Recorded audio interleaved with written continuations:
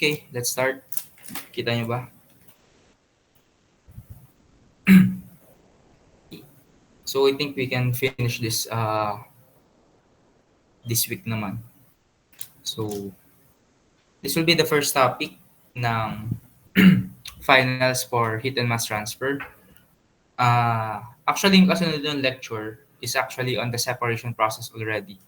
So previously, ang style nito is after a mass transfer, the next discussion will fall under gas absorption. So, kumbaga, mass transfer is the principle, similar kung paano yung heat transfer was the initial principle for your heat exchanger, then later on for calculating the heat transfer or duty ng isang heat exchanger, evaporator, and then crystallization. So, in this regard naman, mass transfer is siya yung major na kumbaga ay transfer involved in gas absorption. So, yun. Kaya yun yung typical na next topic. Then we have the simultaneous heat and mass as well when we discuss humidification and drying. Yeah. So yun nga lang, ay di walang gas absorption for our topic nor introductory. So we'll leave it on the separation process in case mag-separation process nga kayo on your next semester. Okay? So, ayun. So because it's a long discussion actually to be compressed sa Hematra.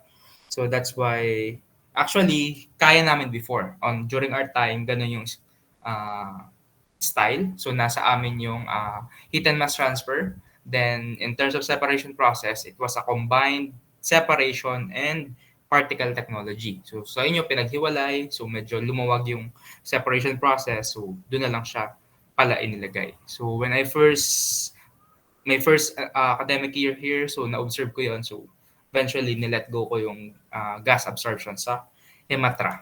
Okay? So what is mass transfer this time? So marami tayong objectives. This is general objectives for the whole, let's say, finals.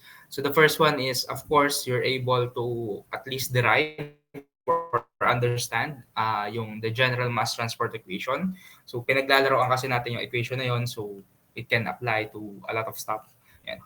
Then identify the principles involved in the different heat and mass and even simultaneous heat and mass na transfer operations discuss. Yan. Then later on, of course, you will perform calculations sa column and humidification, dehumidification equipment. So, and lastly is in terms naman ng calculation nung similar pa din. Kung may mass balance kayo before, we'll integrate energy balance as well to design your processes involving the simultaneous heat and mass transfer. Okay? But the main focus natin is mass transfer in principle for now. So, wala tayong pakialam pa whether that's in an equipment, in a pack tower, in a tray column, or in humidification. So, what we're going to deal with is, kumbaga, yung the foundation in terms of the mass transfer. So, in terms of Paris, mass transfer can be found sa same section ni heat. So, kaya nga siya heat and mass transfer. So, section 5. So, if you just go right on the middle, so makakakita nyo si mass transfer dito. Then eventually, yung mga gagamitin nyo in terms of gas absorption is on the latter end. Ayan, so may mga, these are all under separation processes na formula. So, i-apply nyo na ano ba itong mga mass transfer coefficient na yan, how is the driving force calculation derived, yan. So, yung mga topic na nandito sa palikod, so mostly makikita yung formula dyan is you'll encounter it in separation processes. Yan. So, derivation, so may iba-iba kasi siyang expression. Akala mo pare-pare siya. Anong ibig sabihin ng y asterisk, tapos capital K, lower K, K na may apostrophe sa ibabaw, K na wala. So, ang dami niyang notation. Anyway, so going back to our mass transfer discussion. Yeah. So introduction. So mass transfer is simply the flow of molecules from one body to another. Ayan. This occurs when these bodies are in contact or within a system consisting of two components with non-uniform distribution of material. So, ang isang example nito is sinample na natin even before pa during the, what do you call this? Nung orientation natin. So what if you just have a glass of water tapos nag-drop ka ng, let's say, granules ng coffee mo. So without doing anything, you see that the coffee is actually over time madi-diffuse siya dun sa water and until hindi na clear yung iyong glass of water. Okay? So kasi nga, you have a diffusion involved. One is concentrated or technically pure coffee granules. Then you have another one that is pure tech or at least pure na water involved. So, of course, since you have a concentration gradient, naturally you will have a uh, transfer between the two. Because alam naman natin yun, di ba? Introduction, so we differentiate momentum, heat, and mass. Anong driving force niya? Kumbaga, ano yung uh, source of resistances niya? So in this case, the driving force, if we have the momentum is in the, let's say, it can be the change in the pressure. Yan. Then, in terms of the heat transfer, it's in the change of your temperature. Then in terms of the mass transfer, it could be a change in concentration. Okay? So, ayun. So, another example pa yun, pag nagpapatuyo ka nga ng uh, damit mo, ayan, then meron pa nga dyan, it may sound absurd yung bakit buhay ang aircon tapos nagpapatayo ka ng damit sa loob ng bahay. Okay? So, why are we doing it? Yung ibang case, so, sabihin, di ba malamig? So, hindi yan matutuyo agad. Unknowingly, na if you're not aware that there's a setting for your aircon to be dry mode. So, yung ipapasok yung dry air is, let's say, dry. So, meaning it has less to no moisture. So, if you have one is concentrated with water, na damit mo, versus an air that is relatively lacking in water. So by mass transfer, not just simply heat transfer, evaporation of water. So through mass transfer, difference in concentration between your air and your cloth, you will have dried cloth eventually.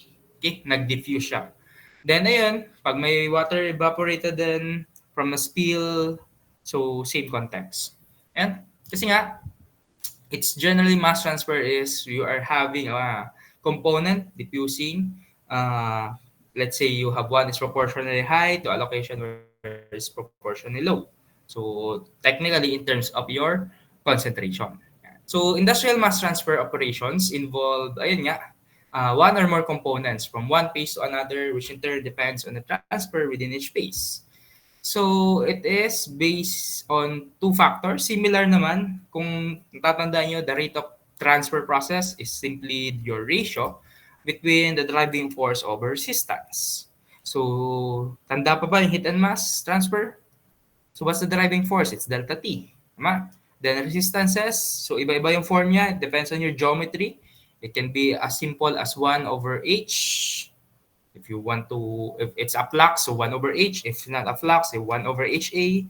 If you have a pipe, so 1 over HIAI plus LN ng iyong values, di ba? Radius 2 over radius 1, divide mo ng, I think it's 2 pi K, something like that.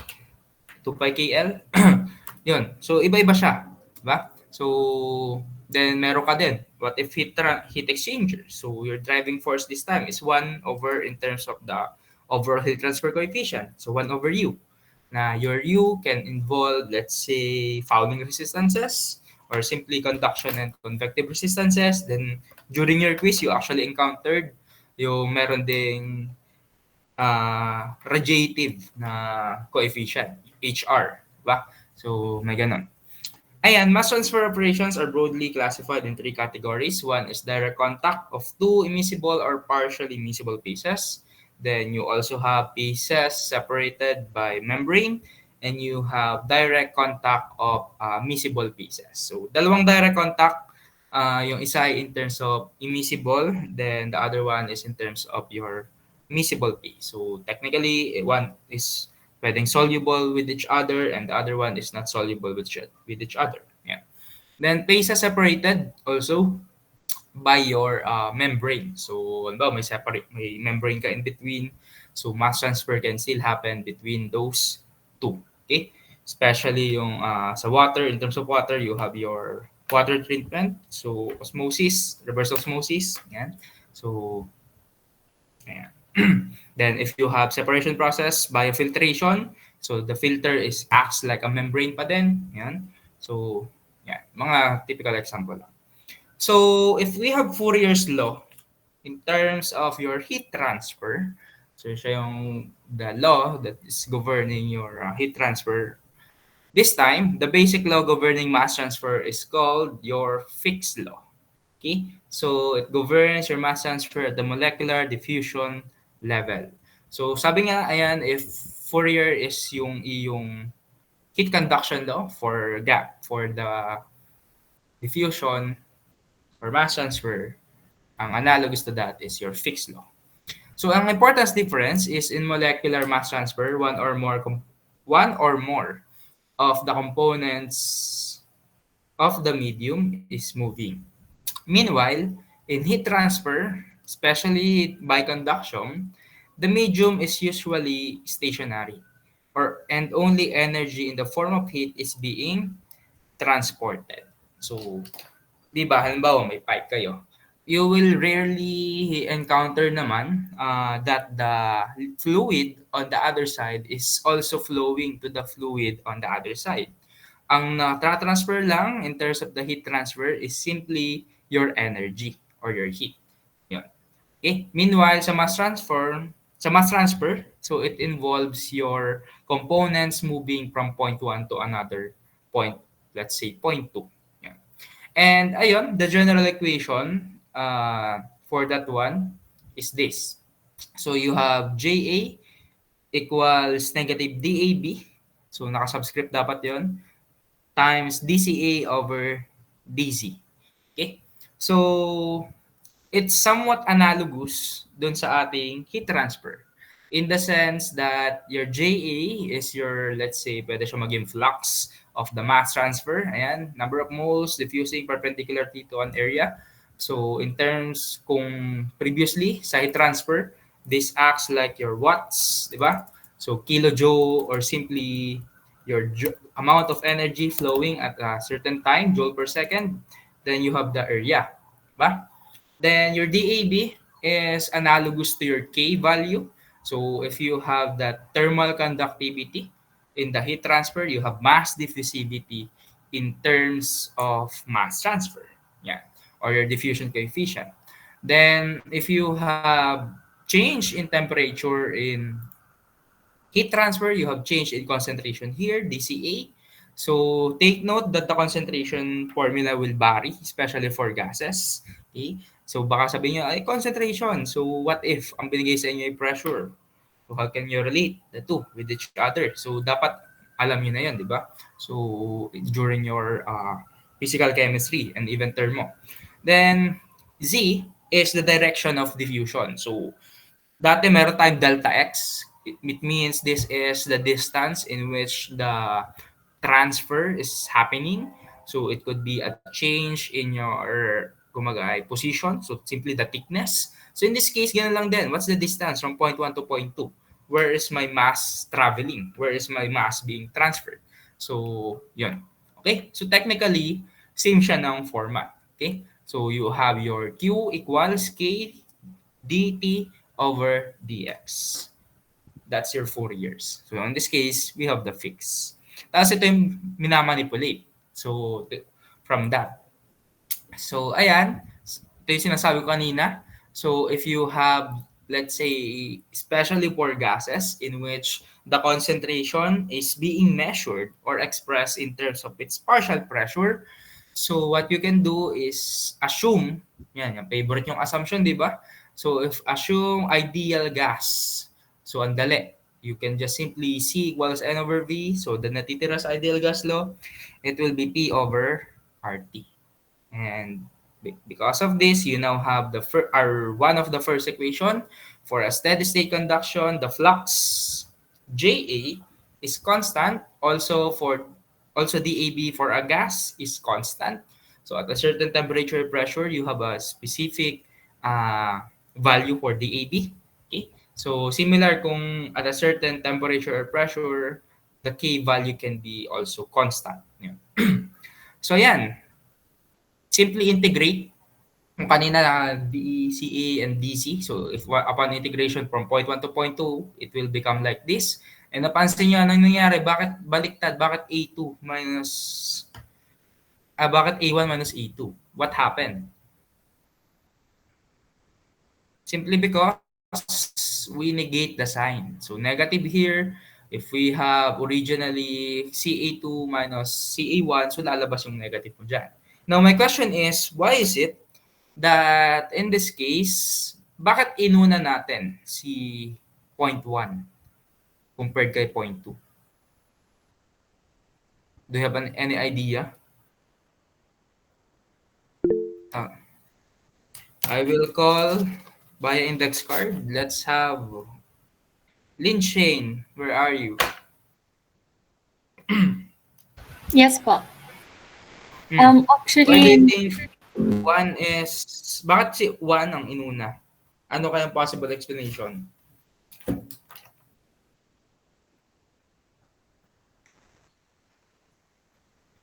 um, hindi ko lang po alam, sir. Hindi mo sure. Okay. How about you, Atea? Yes po, sir. Ano pong tanong? Any idea? Sir, ano pong tanong? Hindi ko alam eh. Next, Janina. How about you? Hindi ko lang din po sure. Alam, hindi mo sure your answer or the question. Nancy, Yes po, sir. anong sagot mo, Nancy? Anong sagot mo? Anong yes? Siguro po saan ba?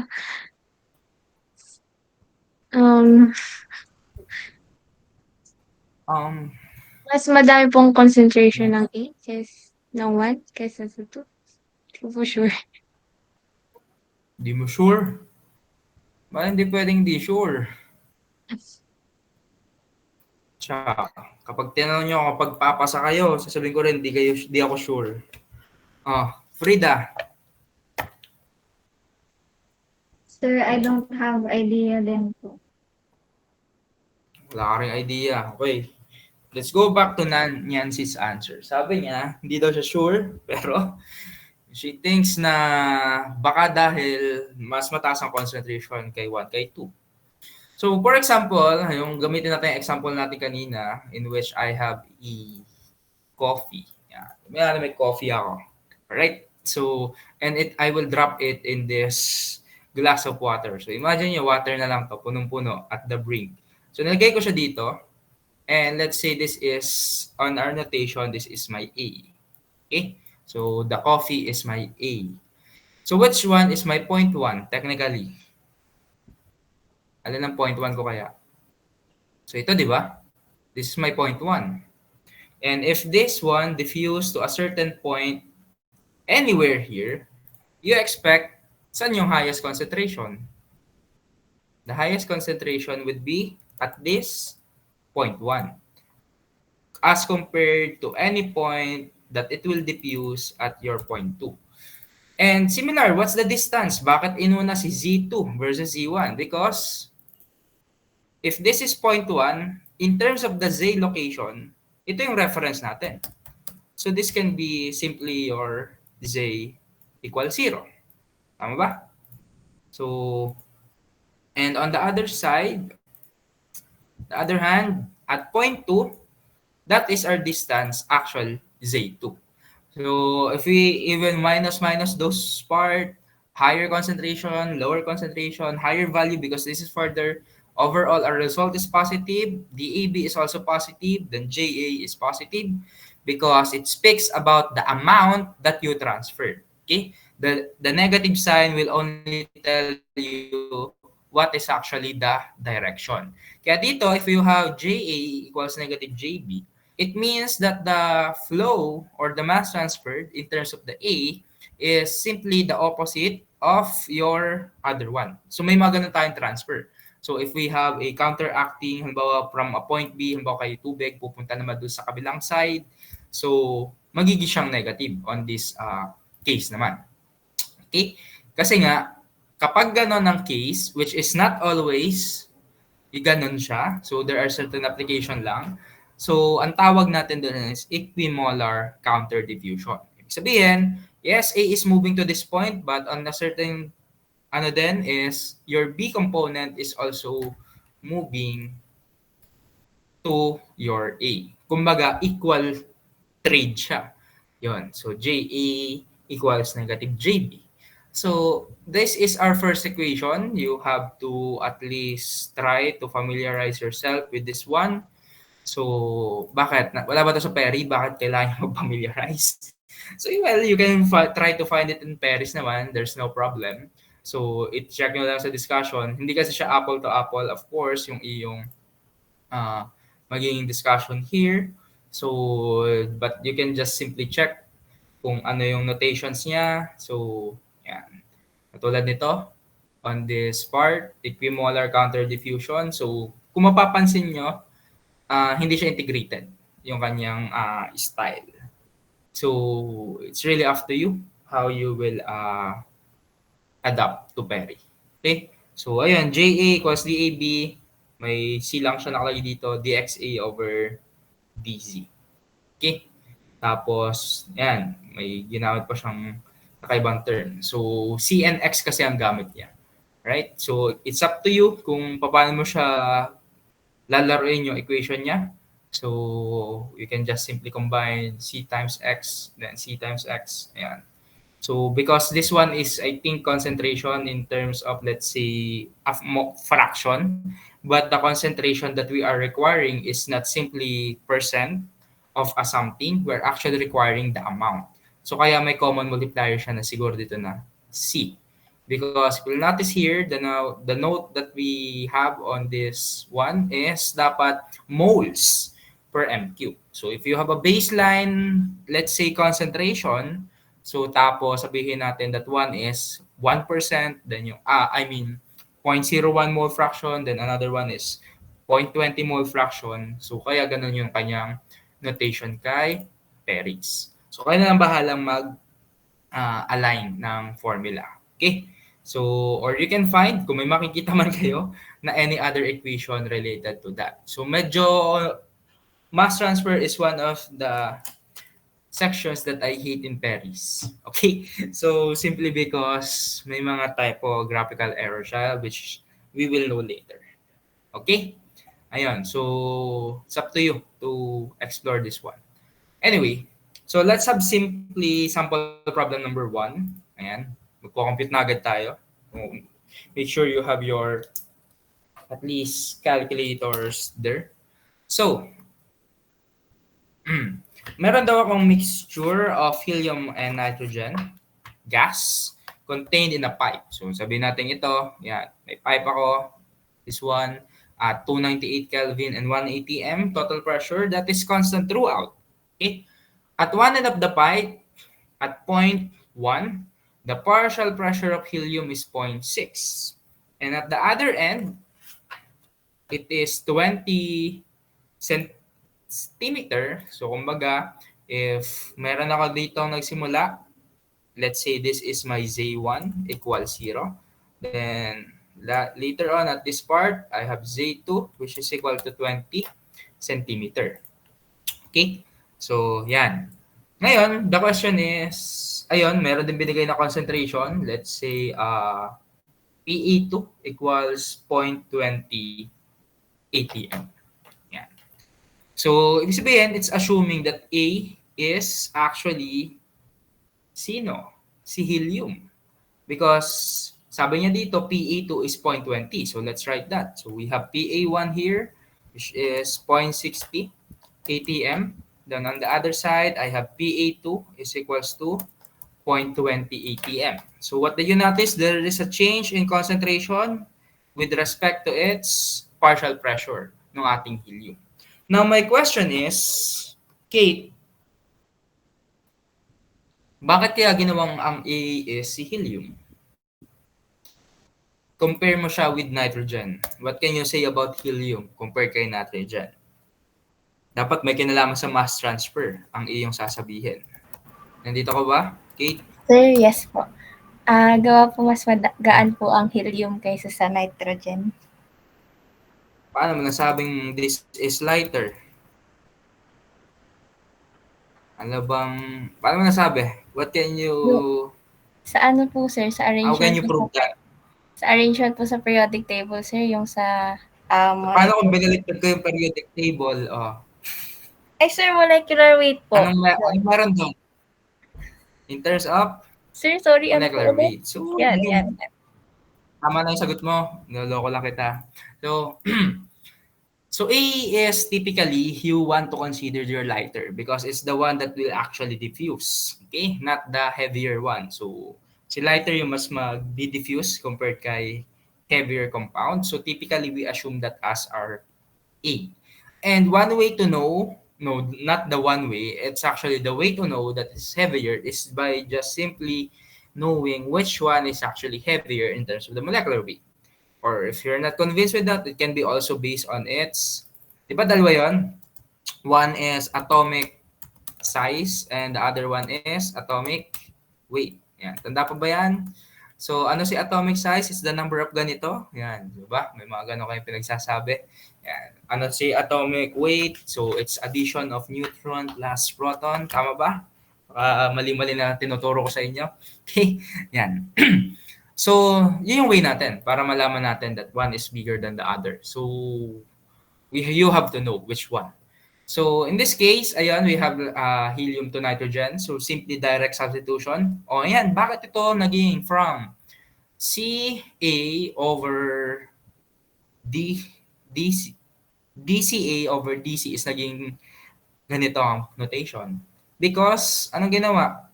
We use the ideal gas law relation. So, yung C natin, change in concentration, will now be a change in partial pressure. You need the RT here.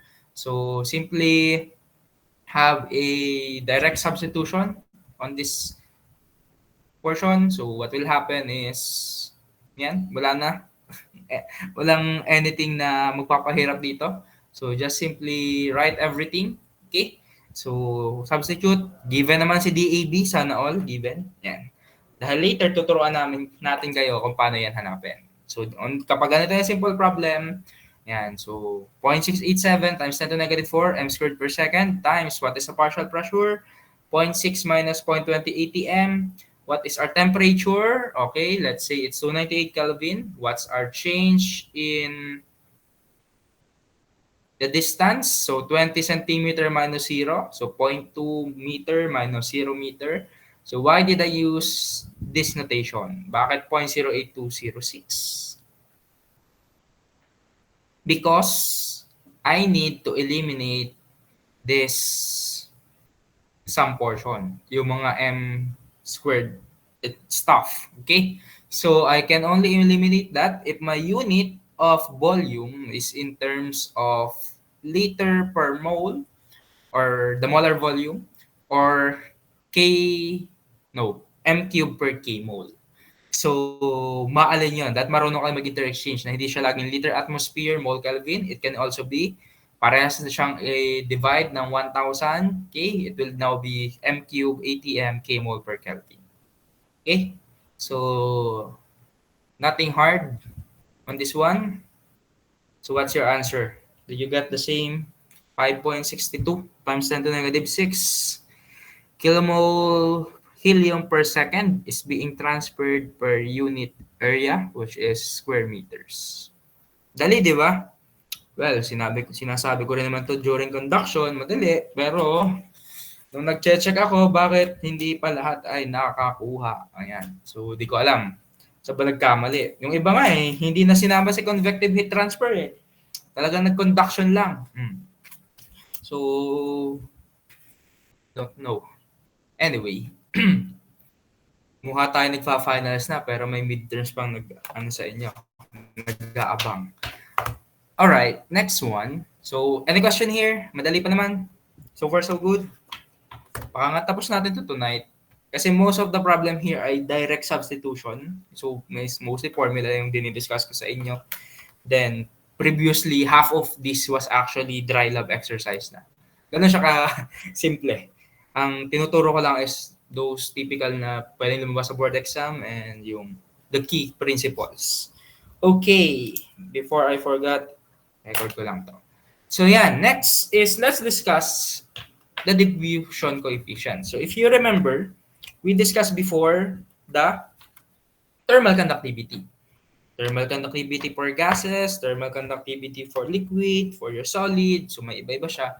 So in this case, we'll also discuss how are we able to get or fetch the values that we need for the diffusion coefficient. So there are actually three methods that we will discuss here. Well, technically, I think it's four, but it's grouped into three. Yan. So the first one is based on actual experiment. So experimental determination. So first we will discuss is for gases muna. Yan. Okay. So by experimental determination, let's say I got this picture, I think from Jinko, please, so you can have your readings there. So you have to evaporate a pure liquid in a narrow tube with a gas pass over the top, as shown here. So yung setup number 8. Then eventually, you will see a fall in the liquid level is measured in time and you will calculate diffusivity. So, what happens here is actually, halimbawa may laman ka sa beaker. Let's say you have the liquid benzene. And sabi mo, you have a gas pass over the top.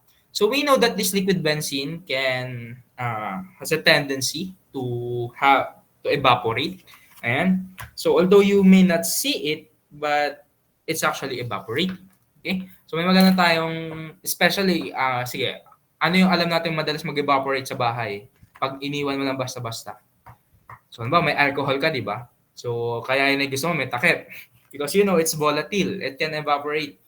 So, yung alcohol mo sa bahay, yan, nakalagay sa container, iniwan mo lang somewhere. Then, tapos dito, may, mahangin or naswesway siya ng hangin, may electric fan ka. Over time, matatangay nung hangin mo yung nag-evaporate or nagma-mass transfer, nagdi-diffuse na vapors from your liquid alcohol. So over time, since the vapor is going out, okay, your liquid level drops. And now you are able to calculate if sabihin mo nag-measure ka at a certain time, tapos nag-check, alam mo yung liquid height. So technically, you can calculate the diffusivity. Okay? So kasi may unit time ka, meron siyang amount. Okay? Kung tinimbang mo yan, mineasure mo in volume, malalaman yung mass. Kung alam mo yung compound na yun, so you can get its equivalent na moles based on its molecular weight. So, marami kang pwedeng kunin. Okay? So, kaya siya experimental determination. Alright? Then, the second one naman, ayan. So, experimental determination pa rin siya, but ang pagkakaiba nito is enclose to each other. Yan, naka-enclose. Now, my question, Angel, where are you, Angel? Angel Faith? Are you here? Okay. My question to you is, which of these two drawings, one is a test tube, open-ended, open yung isang end, tinatangay ng hangin, then this one is enclosed, chamber A, chamber B. Saan kaya sa tingin mo mag-fall yung initial nating example that is an equimolar counter diffusion? This is experiment 1 or experiment 2? Oh, you have 50-50 chance of winning. Sir, yung ano po, pangalawa po. Paano mo nasabi? Since sa kanina nyo pong example ay nagta-travel din po yung sa equimolar po from point B to point A. Diyan po is enclosed po siya. So parang nagta-travel din po yung point B to point A po. Dun po sa example 1 is open po siya. Hula lang po. Paano mangyari kung open? Hindi pa satisfied sa explanation? O let's have the other one. Ivy, Jane. Ito, open. Sir, A sir, and B. feel ko po ay Go. yung pong pangalawa din po. Pangalawa din. Pero why? Sir, kasi nga po sabi po ni Bai sa una pong example, yung tugas po ay nagdi-diffuse po in opposite directions. So, wala pong flow Opposite of gas. direction. Ba't siya nag-diffuse opposite direction?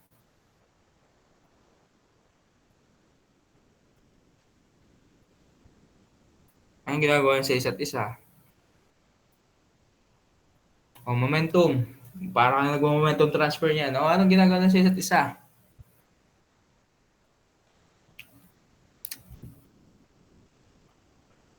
Siya equimolar. And close. Oh. Pwede rin siyang termo eh. Oh, Jericho.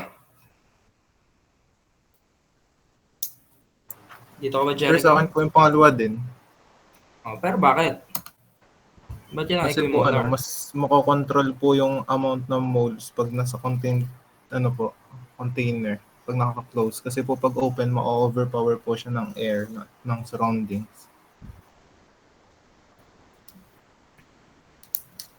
Oh, next, Ken. Sir, sa tingin ko din po yung pangalawa din pong Oh, example. pero bakit siya tinawag na equimolar? Counter diffusion. Kasi sa tingin ko po, What's actually sir, happening? yung Kunyari, kunyari, dito nga sa drawing eh. kasi po, dun po sa point, kunyari po dun sa point 1, yun po yung nag-a-accept ng diffusion while na binibigay naman po ng point 2 para pong nagkakaroon ng equilibrium dun po sa concentration nila.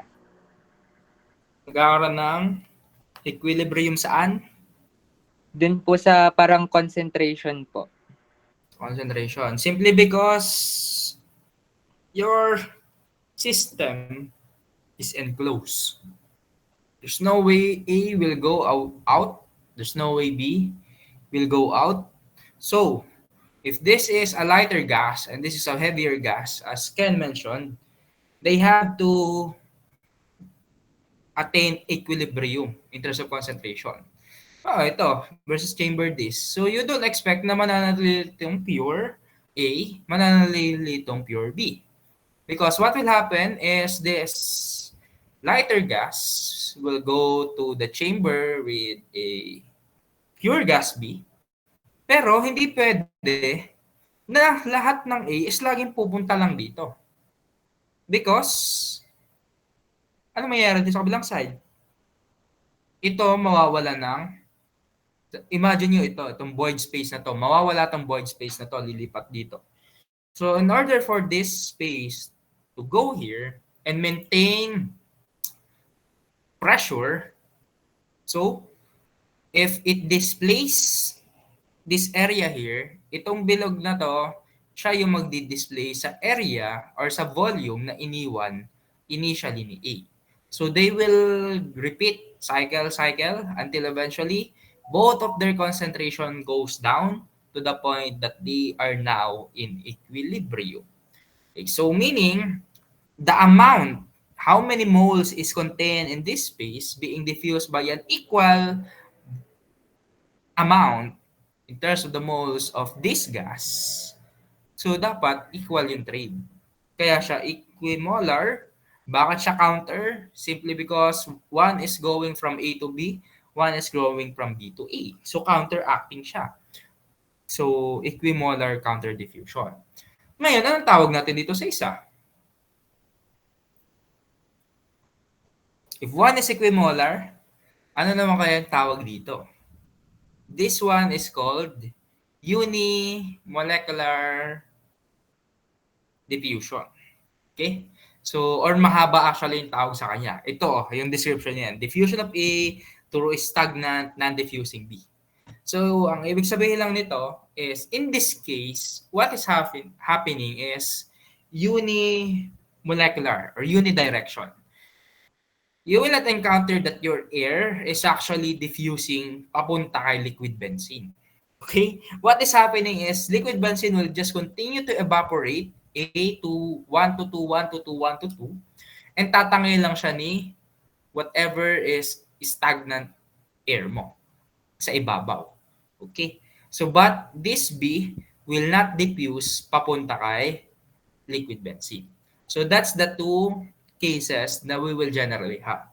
One is an equimolar counter diffusion, and the other one is actually a unimolecular diffusion. Or simply, you have a diffusing component A through stagnant non-diffusing B. So, isa lang yung nagdi-diffuse, hindi dalawa.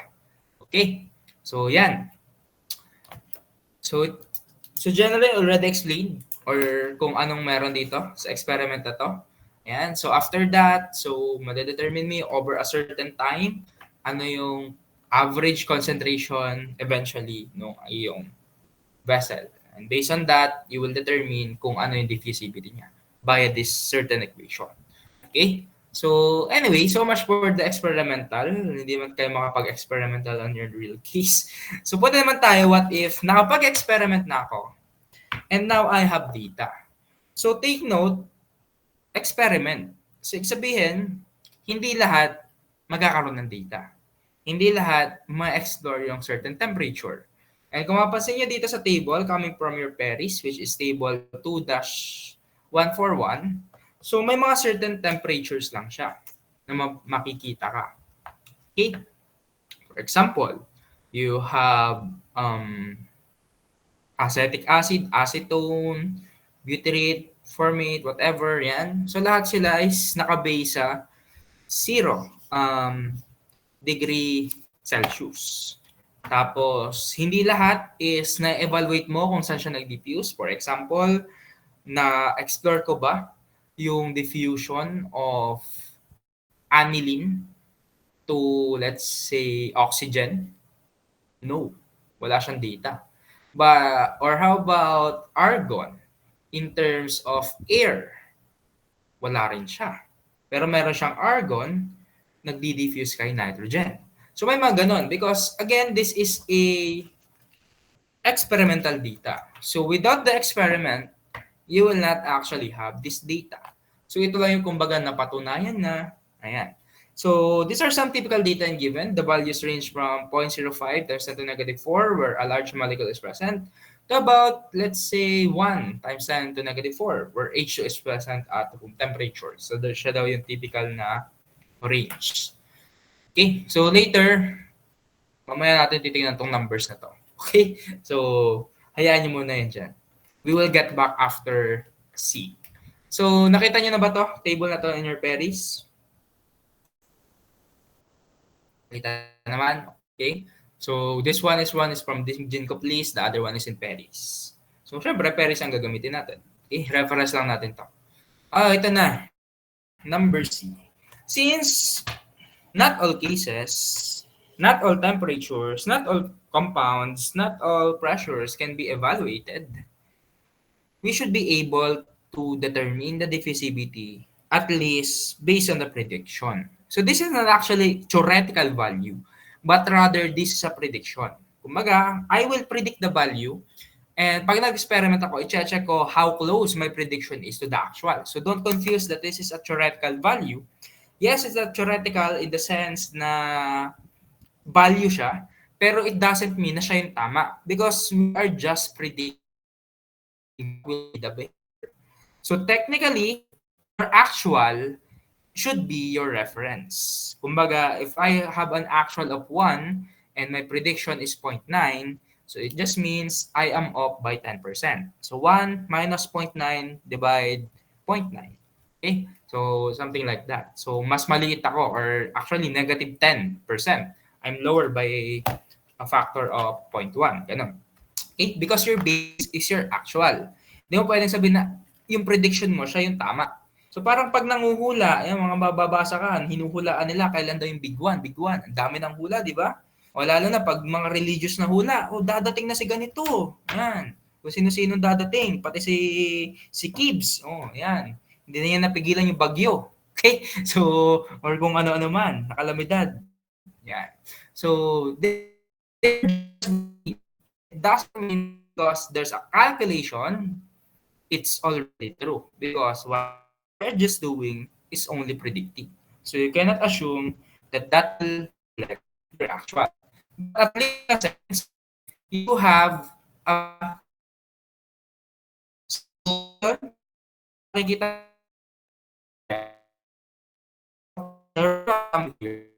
para malaman mo na. So in terms of m squared per second, it's 10 to the negative 5. In terms of meter squared per second, it should be like 0.1. Tapos ano yung kanyang range? So ito yung average niya. So dapat 10 to the negative 4 to negative 10 to the negative 6 or simply as small as 0.01 and large as 1. Ngayon, what if, sabi dito, what if you're going to change? Okay? What the? Nangyari? Lobats na.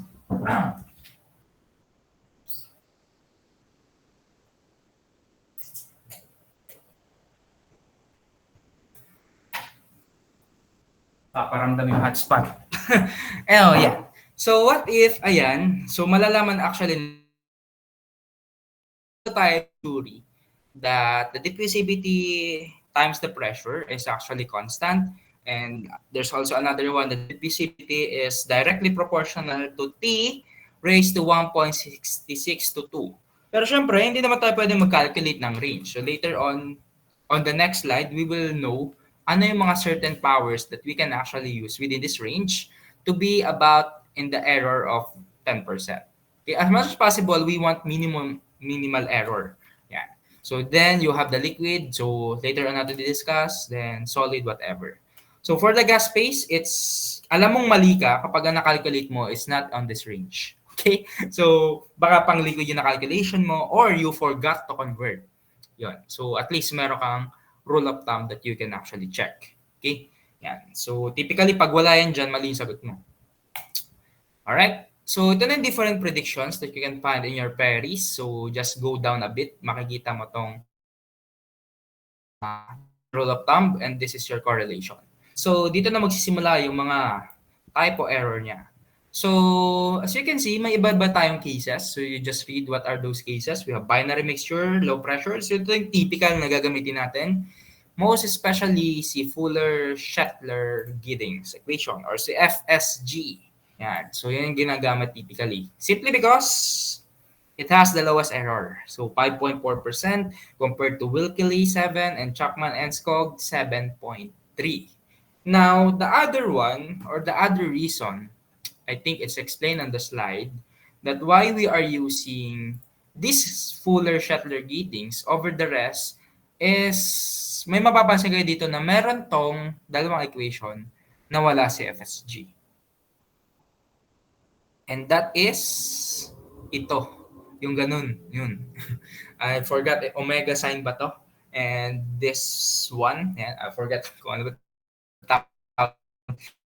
So, itong dalawang to, this one and this one, wala siya dito, di ba? Okay. Because, as explained here, the equation 5-200 is relatively complicated to use. Okay? Because some of the constant, such as your average collision diameter. So, kinumpit mo nyo ba yan ng PChem? Do you remember this discussion? Yung meron kayong average collision diameter. And if you know, that is actually based also on a formula and you are just technically predicting that value. So kasi hindi ka siya available, di ba? And are difficult to estimate. Iba-iba yung estimation niya, yung mga AB mo, yan. So kasamahan nito yung yung may diffusivity, mga collision theory, whatever. Yan. Kaya, what they did is the semi-empirical method na ginamit ni Fuller et al. Saklap, di ba? So, buong-buo si Shetler-Giddings tapos pagdating sa explanation, et al. Na lang sila. Parang sa thesis, kung sino yung letter A, siya yung swerte, di ba? By letter A, I mean yung advisor. Ay, joke! Iba pala yun. Okay? Yan. So, si advisor na pinablish tapos pangalan ni advisor yung nakalagay. Yan. May mga ganun eh. Okay? So, lalo na sa ints of FB, di ba makakita ka ng mga ganun case, sinakaw ng advisor yung yan. Anyway, so the equation was obtained by correlating many recent data and it uses the atomic volume. See, atomic volume is actually easier to get simply because if you know what is your compound, you can calculate the atomic volume. And that is obtained via the next table. Okay? So, mamaya ako discuss itong may error. So, let's go first to the atomic volume. So, just go a bit here. Yan, next page ng Paris nyo. Makikita nyo tong page na to or table na to. Yan. So, atomic diffusion volume used in estimating based on the method FSG. So, meaning, if I know my compound, I know that this is, for example, this is a C2H4, this is a, or may letter O ka dyan, alcohol, for example, C2H5OH. So, based on that, there's an assigned value ng atomic or structural diffusion volume niya. Okay? So, simply, para siyang molecular weight, but in this sense, it's atomic volume. So, if I have 2 carbons for an alcohol, so 16.5 times 2. If I have 6 hydrogen, 1.98. And last one is 5.4. So, nandito siya lahat. Then, meron din naman, hindi ka na magko-compute for yourself. Air. So, oxygen, nitrogen. So, pag-a-adding ko si 5.48 times 2. So, that is like almost 11, 10.96 perhaps. Then, you have this one, 10.96. Tama ba? O 11.96. I forgot. Anyway, then N is 5.69. So, another 10 point something value. Okay? So, or 11 already. Yan. So, ganun. Makikita mo dito, ganun. Yun. So, may air. You have the 20.1 already here. So, you don't necessarily have to do that. Okay? So, may mga compounds tayo, simple molecules that are already present here. And of course, its atomic volume would be different on how you will compute this. One example is simply CO. CO or carbon monoxide is only 18.9. So, mali if you're going to do 16.5 plus 5.48. So, you will always prioritize if there's already a value in the diffusion volume and the other way around na ito. Because we know that once this molecules bond in your organic chemistry, so it will assume a position that will minimize its stress, especially if there's an isomer, di ba? Natatandaan nyo ba yun? So magbe-bend siya or it will angle itself to have the less stress. So technically, it will compress itself. So because of whatever forces exist between those elements, and then of course, you will generally have a lower volume because of that one. Okay? So, yon. Now, let's have the go to the again. Now, you notice this other one is we got discovered molar volume. You got discovered the pressure and temperature. And later, I will discuss this temperature once we go back to B. So, makikita nyo na actual na value, 1.75, di ba? Kanina, naka-range lang siya. It's 1.66 to what? Ano sabi sa atin? To 2. So, doon siya galing. Meron ka actually 1.5 here, 1.5 here. If you go down here, this is 1.5.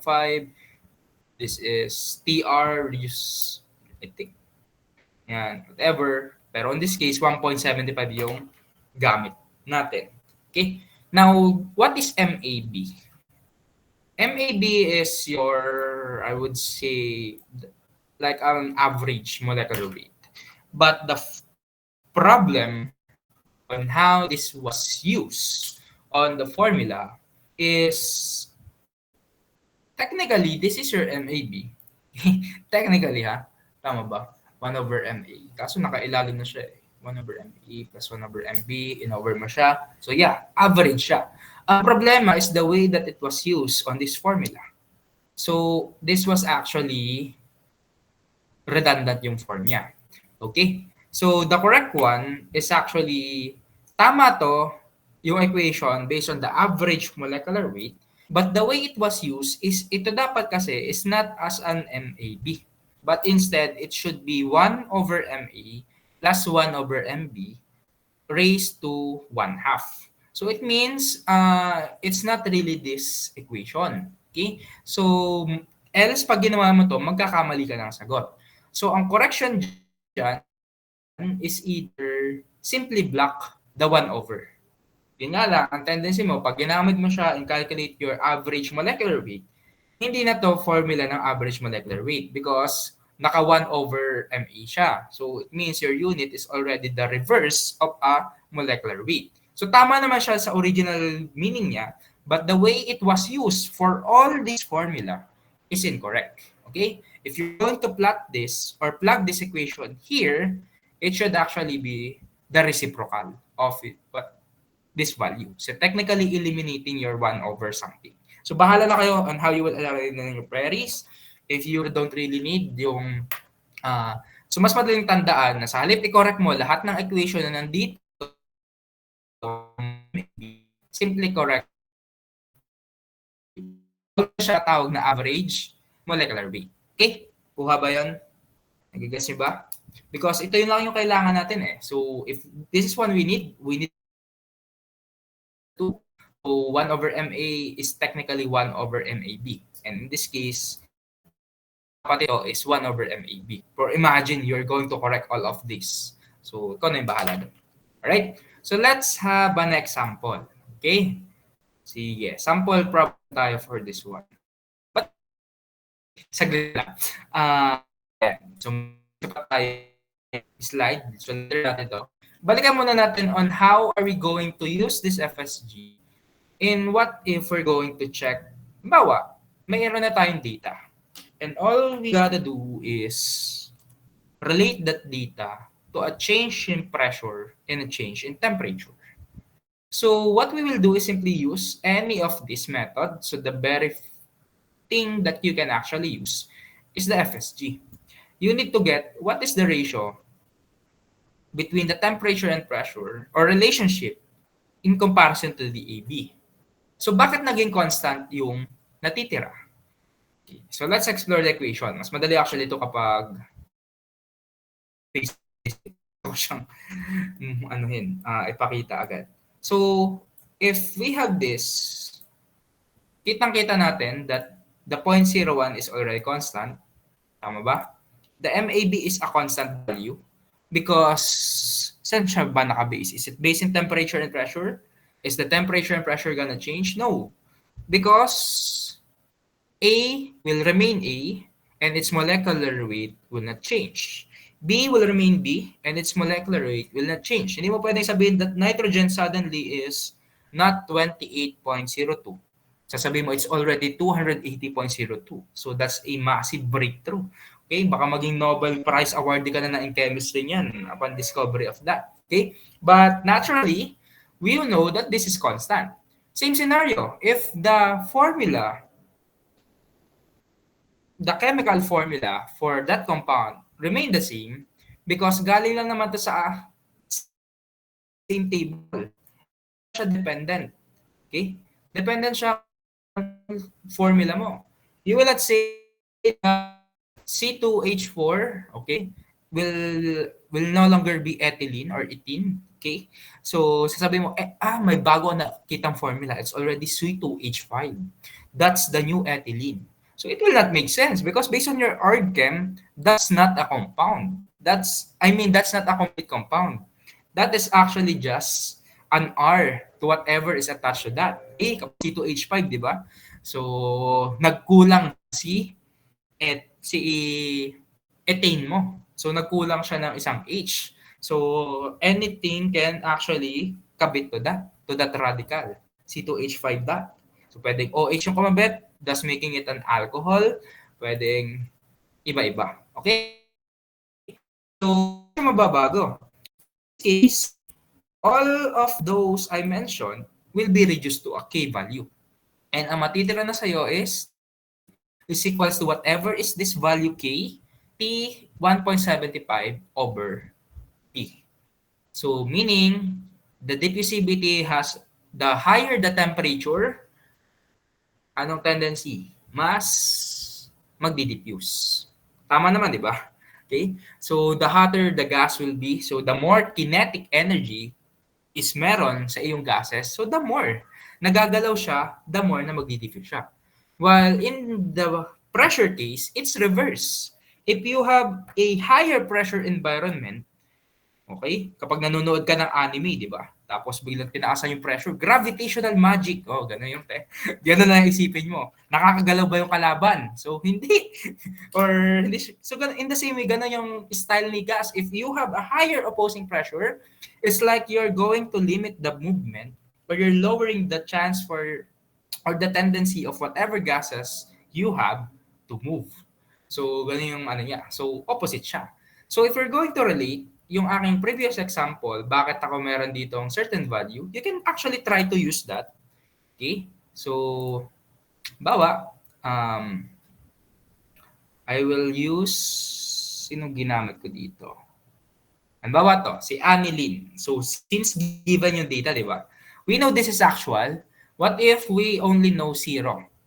We don't know the 30 pa. Okay? So, we're going to predict anong value niya at 30 degrees Celsius. So, what you can do is simply use the ratio. So, 0.0610. So, ano to? This is DAB, number 1. Then, since direct yung relationship, so T2 over T1. So, dapat marunong kayo mag-derive ng ganun, ha? Para lang yung Charles Law, Boyle's Law. Okay, so dapat alam mo, this is direct, this is inverse. So, DAB, okay. So, ratio lang yan.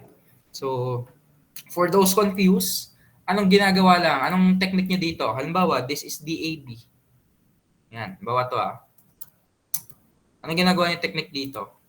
Tapos, halimbawa, this is K, this is T, 1.75. Tapos, halimbawa, ay nakadivide yan sa P. What's your technique? Para kapag magko-compare ka at 1 to 2. Anyone? Meron ba? May tinuro ba sa inyo? Or you just forgot? Oh, gusto ko P2. What will you do? Yan yung una. Anong ginagawa nyo? Kinukuha si K-value, tapos eventually, kukunin nyo ba si... Ano ba yan? Mali ako ng ginagawa. Anyone? Oh, gusto kong kunin si 2. So, ang gagawin nyo ay, kukunin nyo muna yung K. Tama ba? So, once you find the K based on the first given, substitute it on the other formula, makukuha mo naman si DAB2. That's the long method. Tama ba? Yun ang nagawa nyo? Anyone? Diba, given si AB, si 1, DAB. Alam mo yung unang temperature, that's 273 at 0 degrees Celsius. The pressure is, this pressure is at 1 atm as you can see here. So yeah, you can get this value. Tama? Then once you get that value, you substitute it here. It will not change, sabi nga natin kanina. Then you have a new temperature, you have a new pressure, you will get this one. That's the long method. Ano yung shortcut natin? Simply establish the formula for both and we divide it with each other. Do you remember? So what will happen? You don't need to calculate the K. Simply bring up DAB on this side. So you now have a relationship. DAB is equal to DAB1, T2 over T1. Ilabas mo yung power, common power, raised to 1.75. And then, itaas mo si P1, nakadivide pa rin si P2. Tanda pa ba yan? Hindi na. Limot na. Okay. Yan. So, okay. Hoy, di na nila tanda yan. Di na nila ginagawa yan. Example. Sabi natin, balikan natin yung favorite nyo dati. Let's say, if the temperature is unchanged, this is the value. Anong tawag natin dito? This is simply Boyle's Law. Tama? At 1. So what you will do, para makuha yung formula, is simply get that K value. May given akong pressure, may given akong V value, I know the K. Ay nag-change yung pressure ko. Condition at 0.2. Anong ginagawa natin? So technically, what you will do is you will divide. Cancel si K. So, what will happen to the equation? This is now P1 B1 is equals to iniibabaw natin to because this is canceled out. P1B1 over PB, ganun. So technically, ganyan. And for sure, you're familiar with this one as your Boyle's law. Same case din. Oh, may ganyan pa kayong case. PChem. Do you remember the Clausius-Clapeyron equation? Or in your kinetics, you have your Arrhenius equation that you are given, for example, an ln of K is equals to delta. It can be delta H or it can be delta EA. Do you remember that? Tapos this is divided into R. Then this is naka-multiply, if I'm not mistaken, to 1 over temperature plus whatever ln of something that is based on a zero reference value. May ganun, di ba? Tapos eventually, what you will do, I need to get from point 1 to point 2. So, i-divide mo lang ulit yung equation mo of your Clausius-Clapeyron or your Arrhenius equation. Or simply linearize. So, ganun din yung case dito. So, bahala kayo kung mas madali sa inyo. But, kung akong tatanong ngayon, mas madali kung alam mo kung paano siya yung single equation na. You simply write the two lines. Mas maganda, iilalim mo si 1 para hindi ka na mahirapan pa mag-isip na i-reciprocal siya. Because simply this one will eventually go to your numerator once you exchange that. Okay? Effectively leaving your DAB2. And thus, when you calculate this, 0.0610 times 303.15 divided by 273.15 raised to 1.75, you expect to get 0.0732. Or, yan yung prediction mo. If you base it on the Fuller, Shetler, Giddings na formula. So, but in actual, you have, anong actual? 0.75. So, what's the error? So, the error, okay, so, sige, dito ko na palilagay. So, this is equal to 0.0732. This is your prediction as per FSG. Bakit FSG? Kasi siya yung may ratio na ginamit mo yung 1.75 over P. Now, if we compare this, okay, bawa versus 0.075, which is the actual experiment, what's the error? How we're going to compute that? Well, magtanong ko sa inyo, ano nga yung error? What's the difference between the prediction and the actual? So, what you will do is simply 0.0732 because this is ito yung kino-compare mo basis the baseline 0.075 and my reference is 0.075. So what's the result? Of course, it's negative because it's lower. Okay? We need that. So, relative, ito yung mali nyo, di ba? Yung mga sa O2. So, puro 40% lang yung sinabi. Hindi niya sinabi kung is that lower by 40%, if it's higher by 40%. So, in this case, it will be lower. How much? Ilan to? Compute nyo. 0.0732 minus 0.075. So, 0.024 or simply 2.4% lower. Okay? Yan. Kopya nyo ba yun? Yan. So, that's how you calculate, ha? Okay. Actually, sa O2, buti ba nakakuha? Sa O1 ata, if I remember correctly, hindi na nakuha yung 40%. Okay. Yan. Anyway, so, let's go to the last. How are we predicting is via the SMID number. Okay. This is the dimensionless ratio of your molecular momentum. So again, molecular momentum U over P. Tapos the mass diffusivity DAB. Okay. So yan, may mga certain value lang. Hindi naman natin ito i-dig deep. This is just additional context. Alright, let's proceed to the sample problem number 2. So I will... Uy, nasa yung solution nito. Nandito pala. Later.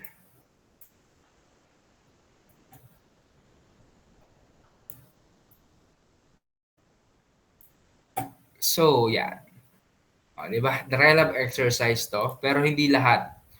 Ang pinagawa ko dito is at 30 degrees Celsius. Pero actually, kapag ginamit nyo ang Fuller-Shetler-Giddings relation, you just need to get it at a certain case. And the B and the C will already follow kung ano man yung ginawa natin kanina, if you remember this. Okay? Because technically, you already get the K at that certain value. And once you use that, this is based on the FSG, simply use this for the other temperature and pressure condition.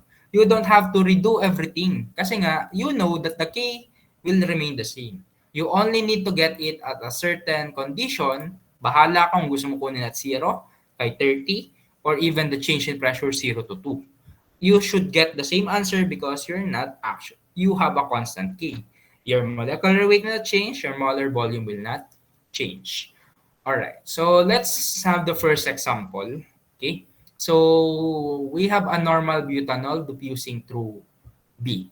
So at 1 atm. So if we're going to check later, meron bang data to sa Perry? So you're going to check, okay, diffusivity. So normal butanol. So what is normal butanol? So hanapin mo, butyl alcohol, kung mahanap mo ba siya? Ayun. Normal butyl alcohol. And it's telling you it's 0.0703. Now, you want to predict the value if it's actually 0.0703. But if it's not, you can just simply use this. Kumbaga, nagbibigay lang tayo ng example. Okay, so going back. So normal butanol, that is your A, diffusing through air. So importante yung malaman mo kung saan siya nag-diffuse, at what condition, at 1 atm. So technically, for A and B, it is both at 1 atm. Okay, doon. Yan. Yung isa, binago mo, ginawa mo 2. So anong expectation kapag may divisor akong 2? Based on math, it's relatively easy. Whatever I get at A, I will simply divide it by 2. Bakit? Because I double the pressure. I expect that I will lessen by 2 times also the diffusivity. Bababa siya. Magiging kalahati na lang. Kasi nga, they are inversely proportional. So, yun. Pag itong 30, hindi siya ganun ka-direct because you need the ratio. Katulad nung kanina na ginawa natin. You need the ratio like this one. Okay? 303 raised to that. Alright. So, let's go to this one. So, the very first thing that you have to do is, ano ba si normal butanol? Okay. Anong formula niyan? Ako, ang liit nga pala nito. Naniniwala ba kayo? Nagagay ba siya dito? Ayun, C4H9OH. Naniniwala ba kayo dyan? Is that correct? That the normal butanol is C4H9OH because galing yung kay butane, C4H10, tinanggal mo si isang H, pinalta mo ng OH, you have C4H9OH. Okay? So, get the molecular weight. Bahala ka kung saan mo kukunin yung molecular weight. Or, hindi mo naman kailangan talagang sobrang, dito, sa board exam, hassle pang magkuha yan. If you already know that this is 12.01, okay? So, and you know the molecular weight of hydrogen as simply 1.01, hindi na siya masyadong magmamatter sa choices in terms of the board exam. Okay? So, but kung gusto niyo talagang sobrang tedious yung manguha ng molecular weight, edi you can use the value ni nasa cover page ng inyong Perry. Okay? Nasa cover pala, not cover page. Okay? So, what's your value? So, let's say it's the same as this one. So, that would be 74.123. Okay? So, burin mo ito dito, 16. Yan. So, then molecular weight of A, ito yung air, ito yung ginagamit natin even ng heat transfer, it's 28.97. So, we already have the molecular weights. The next thing that we will now do is check the given. So, I have temperature, I have the pressure, I have the molecular weight, I can technically do this. Ayan. Sabi ko nga, tanggalin mo yung 1 over pa. So, kung makita mo yun sa Perry's. Okay, mass transfer. We're going to go down here. Ayan. So, you need only this part. Okay? Ito lang. Yan. Yan yung kailangan nyo. And siya yung ilalagay nyo here.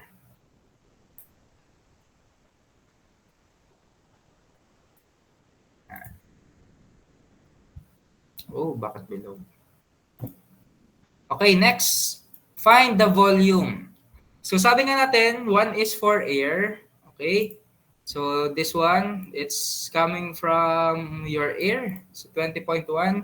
While this one is summation. Okay? So since we know this is 4, this is 4, this is 10 hydrogen, and 1 oxygen. So get the value.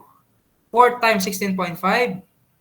Then hydrogen, 10 times 1.98. And oxygen, 5.48. So pag samasamahan nyo yun, you will get 91.28. Then lagay mo dito, retain the units. Okay, pag wala kang pinaltan, this is Kelvin. This is simply gram per mole. And this is simply cm cube per mole. So based on this, ang unit mo ay cm squared per second. So mas maganda, wag mo nang paltan muna siya. Wag mo muna siya i-convert into SI. Keep the unit as they are. Okay? So, malilito kayo pag ginawa nyo again m squared second, tapos malalaman nyo, bakit off ako by 10 to the negative 5? Tama ba? 100 squared. Okay? Inverse. Alright. So, off kayo ng 10 to the negative 4. So, yun. Yung pala, nakalimutan yung mag-convert. Okay? So, hassle pa. So, mas madali kung idaan nyo muna sa centimeters squared per second. Okay. What did you compute? Pares ba tayo? Once you direct substitute everything, you get 0.0771. Pare-parehas? Okay. Ngayon, alam natin kanina na may value, di ba? So, this time, let's check for the potential error. Yan. So, we're going to go back here. Sabi nga natin, we have butanol or N-butyl alcohol diffusing sa air. So dito ka titingin na column kay air at temperature of 0. So technically, alam mo yung kay 30 later. So kayo na yung bahala mag-check kung gaano siya kalapit. Yan, i-actual nyo. Okay? So copy natin to. Let's go to this one. Compare. So I have, dito na pala. I have the prediction data. Saan nakabase yung ating prediction? As per Fuller, Shuttler, and Giddings. And I have the experimental data. So, of course, sino yung reference ko? Saan ako dapat mag-base? Dito ako mag-base. Kaya the percent error is the prediction minus the reference all over the reference is equals to 0.0969 or simply 9.69%. So, ang tanong, malapit-lapit, medyo mataas pa actually itong error na to. Because if you were going to check the Perry, ang dineclare niyang error is somewhat at around 5.4. So, hindi naman siya consistent na laging within this. Pero on average, yan yung kanyang, it has the lowest error. Okay? So, yan. Pero yan, okay, let's take halimbawa at 30 degrees Celsius. So, binago natin. So, mapapansin nyo, wala naman nabago sa 91.28 pa rin to, 20.1, this is still the same, this is 0.01. Sino na yung nabago? Ito lang. Kaya nga, it could be simply a ratio between 303.15 and 273.15 raised to 1.725. And the answer is 0.0925 cm squared per second. You will get the same answer if you're going to use simply the relationship. Kasi 1 ATM is still the same. Okay? So try nyo. Halimbawa to. Testing nyo katulad nung kanina. 0.0771. Tapos 30 degrees Celsius. So 300.15. Galing sa 270.15. Erase nyo sa 1.75. Dapat, yung makikuha yung value is 0.0925. Whether it's a long method or already correlating at different temperature and pressure condition. Okay? So, which is this one. Nakuha niyo ba? Same ba siya? Diba? So, bakit ako magpapahirapan ito? I-type mo ulit sa calculator and everything. We can simply know what's the relationship via FSG. Same case. Divide mo sa 2 yung isa. Oh, di ba? Ayan, yung error niya, di ba? Mas maliit na this time. So, 0.088, 0.0925. So, it's 5.1136. Okay? Ayan. So, meaning, it's actually larger. Kaya siya positive. So, even this one, this is also larger. So, 0.071, 0.0703. And the last one, okay, so at 2 ATM, so gagawin mo na naman ito napakahaba. Or you can just simply, nakuha mo yung kanina, 0.0772. Alam mo yung pressure relationship. So dati is 1 ATM, bago is 2 ATM, so 1 over 2. Lalabas ba na siya ay 0.0386 or kung galing ka doon, edi 0.03855. Yan. So ganyan lang siya. Nothing groundbreaking, di ba? Okay? So yan. Then, ayun, prediction. So, pwede mo nang gawin is, i-predict mo, galing sa prediction, halimbawa 1 ATM 703. So, gamitin mo lang din yung relationship katulad dito. So, same 0 degree Celsius na ibang pressure. So, it's like the prediction or semi-prediction is like this one. So, 9.6876. And you'll notice this value is the same as this value. Okay? Kasi nga, in terms of the pressure naman, lang yung binago mo. Okay? So, tapos piniredict mo na rin yung the pressure value. So, you expect na same yung kanyang error. You just reduce it in half. Yeah. Because wala naman 2 ATM na data. We only have the 1 ATM, and even this one, the experimental data, you predicted it actually via FSG na. Okay? Although yung pinagsimulan mo is simply the 0. So you won't expect na different yung value niyan. Okay. So ito bakit to dry lab din? So same case dahil pinakuha ko at 50 degrees Celsius. So this is for liquid. Now, practice muna tayo. Okay? So for a while. So let's have a practice. So nasa na yung ating given? Palit tayo ng given ngayon. So what if, okay, mag-practice tayo na instead of, okay, still air, still at 1 ATM, but I want you to compute at practice. Okay. So 1 ATM, hindi ko pa sinasabi kung ano yung 1 ATM, then 25 degrees Celsius, our A component and our B component. So, of course, let's not change the air. It's still the same. Okay. So, what if I have, katulad nung sa unimolecular component. Okay. Yan, unicomponent pala, rather. Benzene. Get DAB via FSG. Then send me through Messenger your answer. I will give you 5 minutes. Finals na to, ha? Okay. So, bonus na to sa finals. Ayan. Ako na lang bahala kung saang finals. Quiz ba or finals exam. Okay. So, practice niya. Ayan.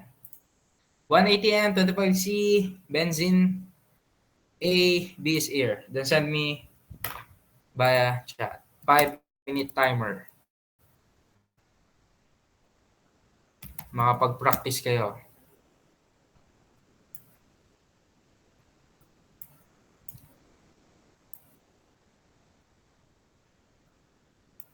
So, nasa Paris naman lahat yan. So, I expect that you have your Paris open diyan. So, I don't have to flash. Okay, kung nakinig kayo.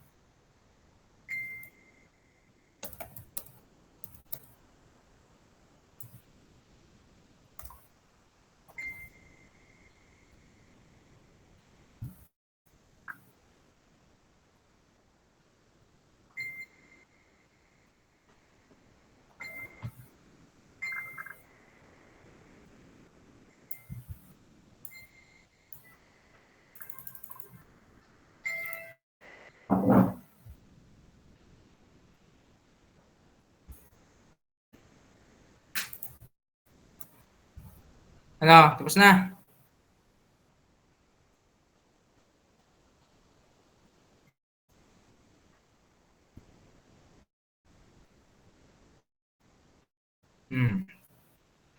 Let's check yung iba. Okay, wrong. Uy, time's up na. Saan pa lang send na ba?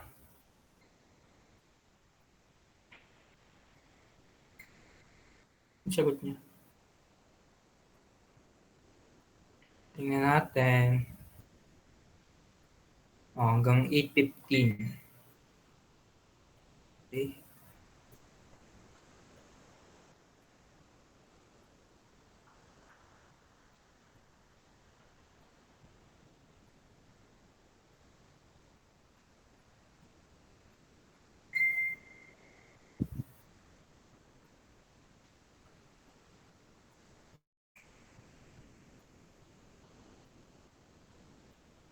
Hanggang 8:15 lang na chat ah.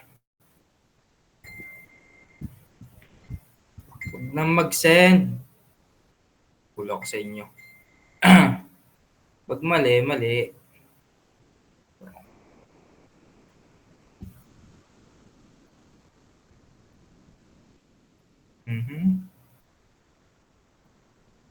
Let's see.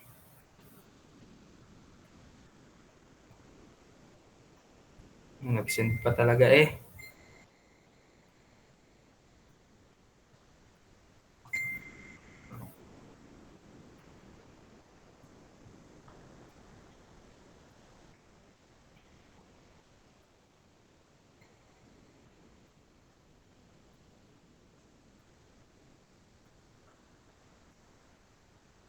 Okay, that's it. Tingnan natin. Saan kayo nagkamali? Titingnan natin. So, yung iba, have you checked or tried? May solution ba kayo dyan para makasunod naman kayo somehow? Okay. Alright. So, let me screenshot first yung formula ni FSG. Ano pala sa kabila? Okay. So, dito tayo. Let's use the same. Ito ang gamitin ko. Alright? So, we have a different case. Okay? So, let me use tiga red na lang. Alright. So, benzene at benzene air, tapos 180 m, right? And 25 C. So, this is the change I check. Alright. So, my question is, we have, what is benzene? C6, H6. Tama ba? Tama ba? Okay. Tama yan eh. So, 180 m. So, this, okay, no concern. This is 298.15 Kelvin. Alright. So, molecular weight. Oh, ano na-compute yung molecular weight ni benzene? How much was it?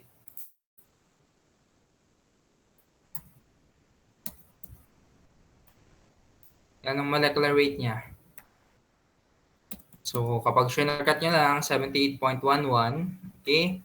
Then, if you have an air, that is 28.97. 180 m, and then 298.15 Kelvin. So, ayan. Given that, so, no issue. So, that's just direct plot here, 1 over 78.11, then 1 over 28.97. So, same pa din. Ang napalitan lang ay itong nandito. This is now 78.11 or something like that. Okay? Yan. Tapos ito, napalitan din. Temperature, this is already 298.15 Kelvin. And then, this is still 20.1. This is 180 m. So, ano lang yung hindi natin napapalitan? Ito. Tama? Si 91.28. So, molar volume for EVA, si EVA equals Sabi niyo ay 6, tama? Kasi we have 6 carbon times 16.5. Alright? Plus, walang aangan na. Ako lang magsasalita ha. Times 6. Anong i-multiply? 1.98. Ganito ba ginawa nyo? Ganyan? O, ano nakuha nyo? What's your result? Sige nga. Anong sagot? O. What's your answer here? So, it's 110.88. Alright.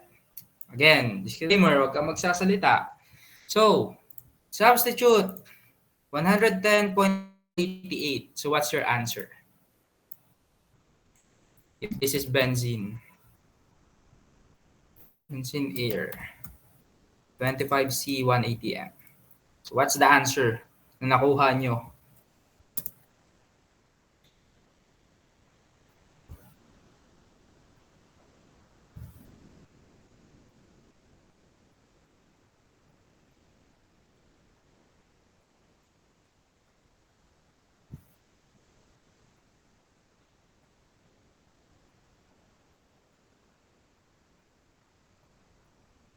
Ano? Nagambit na. Oh, what's your answer? Ang sagot? Sino nakakuha ng 0.08222 cm squared per second? Oh, sino nakakuha nito? Taas ang kamay. Okay? Nakuha niyo yan? Nakuha niyo yan? Okay. Marami nakakuha. Sinong iba yung nakuha? Than this. Alright.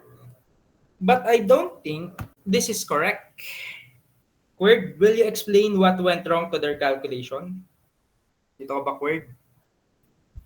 Tell us, what mistake did they commit? Saan part? Sir, nag-minus pa po kasi ako ng 20.98 since yung nakita ko po sa... Ulitin mo, anong minus mo? 20 point? Wait lang po. Ang minus ko po is 20.2 kasi ang Bakit? para po ang alam ko po ang alam ko po kasi is parang iba po yung ang atake po ng mga cyclic po, parang dahil po nung pag cyclic po is parang Anong less atake po. ni benzene? Hindi nga, ano meron kay benzene? Cyclic po sa yung mga H. Yung cyclic po. Yung pagka-cyclic na cyclic, to be specific. Which one, although the same, which one? What is, of course, cyclopentane or cyclohexane is different from benzene. What's the difference? Which is which? Mamili ka dito. Alin dyan sa baba? Ang consideration. Yung aromatic po ba siya? Awon! Malay ko sa inyong organ. So tama, sure ka na dyan. Aromatic yan. Yung Lisa po. Yung benzene, toluene, xylene, naphthalene, di ba? Aromatic, cyclohexane, cyclopentane, heterocyclic. Yan. So bakit siya kailangan i-minus? Because sabi mo kanina, it affects the volume. Or sabi ko rin kanina, di ba? Once you have the actual forces in action, hindi lang siya basta C6H6. You have to consider that because of that cyclic reaction, they are going to pull each other. And thus, effectively, the effect of the atomic diffusion volume is an decrement.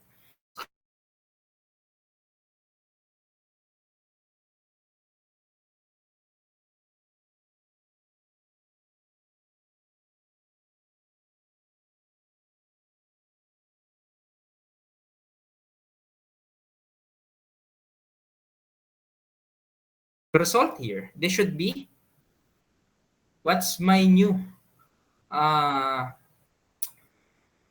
EVA? Ano na to ngayon? So 110, binawasan ko ng 20, it's 90. So 88, binawasan ko ng 0.2, that's 68. So this should be your new EVA or cm cube per mole. And when we change this, it will drastically affect your calculation. What's your real benzene air value? It's now 0.895.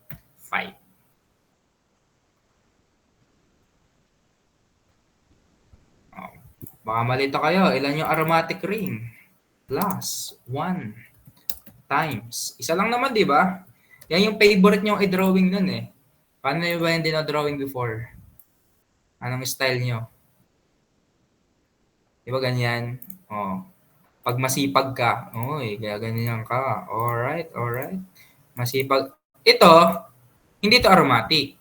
Okay? This is simply, ano to? Cyclohexane. You will only call this aromatic if you have fish. Hindi ako makapaglagay kasi nasa loob siya ng shape. Imagine na, nasa kabilang shape. Basta meron niyang, ba yan? Basta may ganan. 1. Oh, napakapayat naman ito. Okay. Basta may ganyan. Oh, iba pang kulay. Basta nagigets nyo ba yung point? Or, tamo? Lakas yung mag-benzene pass sa inyong JPG. Hindi nyo alam na may aromatic ring ang inyong benzene. Hanggang alam nyo lang basta may pass, benzene pass. Eh mali yung benzene, ay di hindi pass. Fail sa exam. Diba? Yan. Oh, kaso, tamad ka, di ba? So, tamad tayo. So, ang ginagawa mo na lang, turo ni Ma'am Lisa. Si Ma'am Lisa ba ang inyong org-chem din? Siya rin org-chem ko eh. Para-paras tayong, yan. Ang ginagawa ko dito, since tamad nga ako, anong ginagawa nyo? Anong other notation nito? Maglalagay tayo ng ganyan. Diba? So, tamad na version. So, there's one aromatic ring and you have to add that. It's not simply carbons and hydrogens. You also have this. Kala nyo sadyang hindi ko yan pinansin kanina. Hindi yan naka-highlight. Para let's see if you will actually know what a benzene is.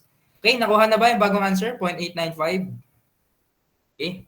So, Querd, please provide your solution. Doon na lang sa group chat natin. Saan nga to? Google chat. Lagay mo lang doon. Okay, so that I'll know.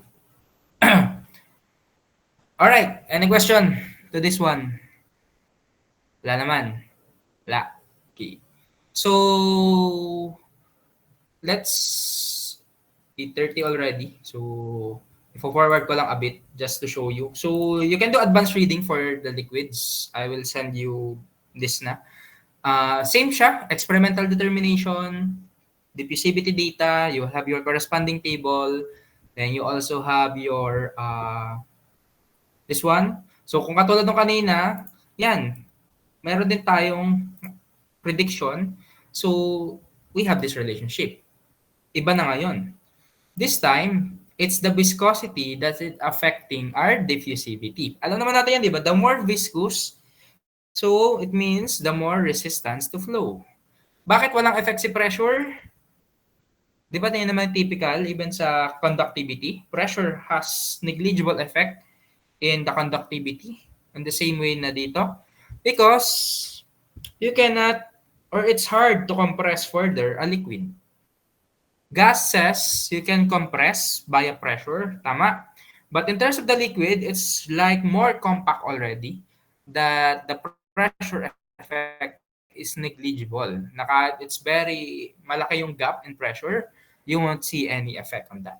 Okay? So ayan, mag-comparison lang din tayo dito. You can see the apple-to-apple comparison. So you have the acetic acid benzene, acetic acid water. So close ba? Yeah, close enough. 2.11, 2.09, 1.24 to 1.26. Yan. So we don't really need the Ginkgo, please. Okay? Ang problema dito is wala siyang molar volume. Okay? So yung atomic volume. So meron din kasi siya dito, but in Paris, we don't have atomic volume. That's why there's an actually alternative. So just ang alternative nun, ito dapat yon. Kukuha tayo 3C plus 6C plus 1 and you will get the molar volume 74.1. Okay? This is for acetone. But what if that's not given? So actually, there's a method. Get the thermodynamic property. Kung pahirap ka sa sarili mo, pahirap ha, simply molecular weight over density. Or kung gusto mo, wag na magpakahirap. Okay? The given is at 25. Okay? So if you have the given of 25, so 25 is 298. So let's say it's approximately 300. So just simply get this volume. I-interpolate mo. 74.21, 72.6. So it's roughly lower than 74.21. Ayun, you can see that. So this is 74. So the unit m cube per k mole, yung nakay ano. So of course, you have to adjust. The unit should be like the same because this is times 10 to negative 3. If you're going to check 1, 2, and 3, this is 74.22. So liter per mole. And we know if we divide both terms by 1,000, it will eventually turn to m cube per k mole. So yan, ito nga lang, nakakatawa kay Perry. Okay? Kaya ayaw ko talaga kay Perry. Yan. May sinabing Wilke-Chang equation here. Yan. Hihita nyo yan. So may binigay. Okay? So Wilke-Chang, 7.4 whatever yan. Ito yung gamit niya, no? Na constant. Si Gene-Couples, iba yung gamit niya. If we're going to use the Gene-Couples, di pala siya binigay dito. It's actually a different formula. Tapos, remember this ha, this is 7.4. Magbibigay siya ng example problem ngayon. Diffusivity estimation. And sabi niya dito, this is naphthalene. Yan. This one. So,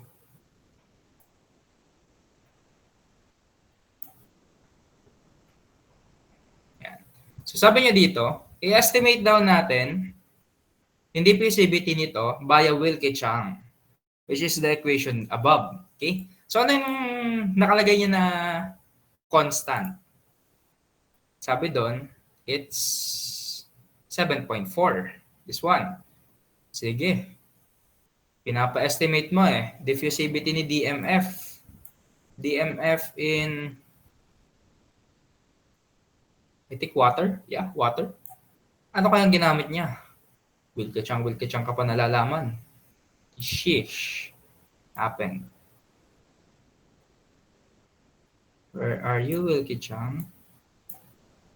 Ayan, DAB. Oh. Ang ginamit niya constant. Is it 7.4 times 10 to negative 8? No. Heck no. He used the Gene-Couples value, which is 1.17 times 10 to negative 13. Ayan. Tapos medyo challenging yan. Ayan, kahit dito sa baba, ayan. 1.17 din. So ano pa talagang tama? Ayan. So dapat marunong kayo mag-discern, which is correct. So of course, he will use the Gene-Couples this time because even si Perry, kinorek niya yung sarili niya. Okay? Tapos na nakakalito dyan, may mga pinagsasabi ka siya dito na different. Meron siyang Kujiman, whatever stuff that will effectively change the nature of your equation. So hindi siya ganun ka-direct na simply, what if I just get the VA volume? Yan. Tapos dito, may sinasabi siya, ay may water kasi. So babalikan mo yung explanation actually ni Wilke-Chang. So may mga ganun siyang pinagsasabi that I will not dig deep sa inyo. Dati, dinig deep ko siya kasi face-to-face, mas madali siyang explain. But on your case, just simply use or not use, but simply read kung ano yung sinasabi dito. I think it's here. It's here. Yan. Basahin nyo lang. May mga statement siya dito on how he explained the Wilke-Chang. Ayan. Nasa na yun? Basta yan, may mga error siya. May mga relative error daw. Yan. Tapos may kailangan kang gawin kasi may nababago dun sa expression niya. Yan. Bawa to. Wilke-Chang. Ito yun. Ito, I think this one. So, hanapin nyo dyan. May mga modification. So, i-times mo daw ng 4.5. Tapos, instead na 2.6 yung gamitin mo. Yan. Kasi nagbibigay siya ng value dito eh. Kitang-kita mo yung typo agad niya, di ba? Ay. sabi niya 2.26. Tapos dito sa statement niya, 2.6. Tapos dito, naging 2.26 versus 2.6. Because nga, may mga changes. So, there are cases na 2.26 yung pinapagamit niya. May cases na 2.6 yung originally statement. So, kapag yan ay sinolve mo via Ginkgo-Please, if I'm not mistaken, let's browse it a bit here. Okay, so this is the formula. And the Ginkgo-Please formula is this 1.71. We're using 2.6 instead of the 2.26. And kapag simply binasa mo lang yung Paris, you will actually see 2.26. When in fact, in-explain niya kung bakit dapat i-retain si 2.6 when B is water. So may mga ganong case. So kailangan mo mag-decipher. So in this case, mas magandang sundin or i-relay si Perry sa formula ni Ginkgo-Please. Well, you can relay it naman, you just need to highlight the correct formula or correct values. Like in this case, you need the 2.6 value, not the 2.26. And in the formula, you need the 1.17 instead of the 7.4. Once you got that everything already, so your formula will be like simply like this. So molecular weight will not change, temperature will not change, the viscosity will not change. Ito na lang. Pwede mo kunin siya via sabi ko nga, you can simply use your thermodynamic property. O dito nga check ko kung kaya na lang ginamit pa rin na yung molecular weight and density when in fact you can direct via the volume. Okay? So tinest ko lang sila kung malalaman nila. Well, accept lang sila na accept. They're not challenging. So, okay, pahirapan yung buhay nyo. Pero nagturo ng compre, tinuro ko na dito siya kunin. Okay? So, that's how it is. Then the rest, actually, may isa na lang, I think, problem na ituturo. I think two more. One is when we have this steady state mass transfer. So, you will practice sample problem 4 because this is just a simple equimolar counter-diffusion. Okay? Ganun yung approach dito. Ang aalamin natin is this one, I think. Yeah, this one is ang tawag natin doon, this one. A diffusing through stagnant non-diffusing B. Di ba? Haba ng pangalan niya. And this one is the one typically we use for absorption, not the other one. So, kaya minsan ang tawag ko na lang sa kanya unimolecular. Basta yung isang molecule lang yun. Or unicomponent. Molecular diffusion. I think that's the better term. Isang component lang yung nag-diffuse at the molecular level. Okay, unique component molecular. And the last one is the varying area. So there's two more problems that we'll discuss. One is the unique component and one is the varying area. So kung naalala nyo, nung mga maliliit pa kayo, ewan ko lang din ko ngayon, yung mga naphthalene ball sa aparador, naalala nyo ba yan? Or hanggang ngayon, or di nyo na alam yon. Yung may mga binibili pang naphthalene balls para pantampoy ng ipis, lalagay mo sa corner of your old cabinets, gano'n, di ba? Lalo na kung wooden cabinet. That's actually application of diffusion. So kaya makikita mo example dito is porous spear of naphthalene. Kasi magugulat ka, bakit bola yon? Tapos biglang lumiliit, nawawala. Or naman, medyo social ka, yung mga CR nyo sa banyo, di ba? So meron yung mga pabango na nakalagay, nakahanger. Alam niyo yun, yung mga deodorizer or what? Or sa kotse, yeah, may sasakyan kayo, di ba? So may mga, it's all a context of diffusion. So over time, your area is magbabari. Simply because lumiliit yung solid particle mo. So that's an application of diffusion through a varying area. Okay? Tapos palayo ka ng palayo from that point, so of course your area will vary eventually. Yeah. Okay? So yan yung sample problem 6. Well, the rest, it's already up to you because these are all direct calculations and these are all Ginkgo-Please problems, so you won't have any problem in terms of your reference, like sample problem 7, sample problem 8, okay, and sample problem 9. So that's for your practice already. But ang madalas lang talaga lumabas in terms of mass transfer is yung tatlo. The first one is unicomponent, equimolar, followed by unicomponent, and followed by diffusion na varying your area. So unicomponent pa rin siya, pero varying area na siya. And with that, kapag hindi given si DAB, then that's the case in which you're going to predict the DAB. So that's where mass transfer revolves around dun sa mga topic na yan. And even sa board exam, yun lang din yung makikita nyo. Unless i-apply na siya on a unit operations equipment, which is a different case na yun. Like for gas absorption, most specifically, you also have humidification on a certain degree. Kapag nag-design ka ng pack tower niya, then you have distillation in the same way that you are going to design your towers itself. Yun. Okay? But I think that's generally the summary of this. So we can finish this actually tomorrow. Okay? Do you have any questions? Clarifications, Bayesian reaction? Wala naman. Madali ba si mass transfer? So, yun lang equation yan. Nandun na sa Perry except yung matter equation. So, tapos itong mga to. Kayo yung bahalang this is more of memorization ata. I didn't find anything, well, it's not memorization, but more on familiarization. All of those are summarized in this part, but hindi siya ganun ka apple to apple eh. You have this unimolar diffusion as well. So, but yun nga, hindi siya apple to apple yung style. You have to multiply the concentration here to this one. So, technically, this is CA1 minus whatever ganun. So, hindi siya